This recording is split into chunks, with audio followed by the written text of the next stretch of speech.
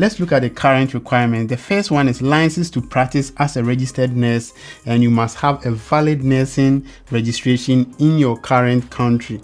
And the second one is education that meets the requirements as defined by the regulation and education rights and obligation of registered nurses and criteria for granting of licenses and specialist licenses. And they stated that for applicants educated outside of Europe, a bachelor of science in nursing or equivalent degree is required to qualify. But initially it wasn't like that. They stated that education that meets the requirement as defined by the regulation of the education right and obligation nurses criteria for granting licenses.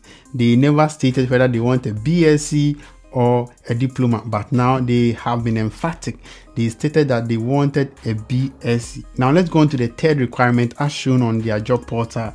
It says that a minimum of B2 level proficiency in English according to the Common European Framework of Reference for Languages. And they say that language certificate will be requested. Now, if you look at the previous one, it did not state that they need a certificate for this, and they didn't even state any category of the language that they needed. They just said that fluent in English and willingness to learn Icelandic. That was what was stated the first time that we saw this video, but now they said that they need a minimum of B2 English proficiency, and also they stated that a certificate will be requested. Now we go on to how we can get our B2 level English requirements. Okay, now let's go on to the next one.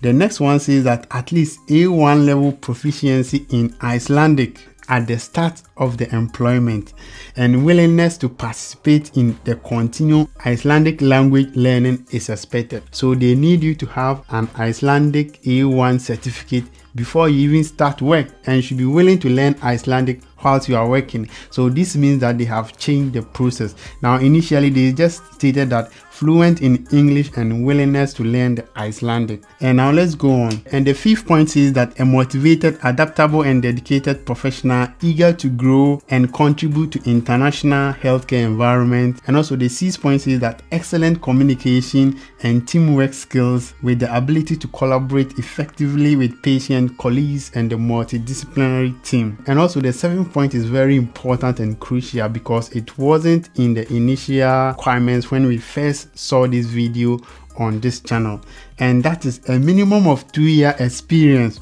in clinical nursing practice is required. And they also added that a previous international work experience is an advantage. So this means that minimum 2 years is compulsory. And also if, for example, I'm from Ghana and I'm now working in UK and I apply, I have an international advantage. Yes, so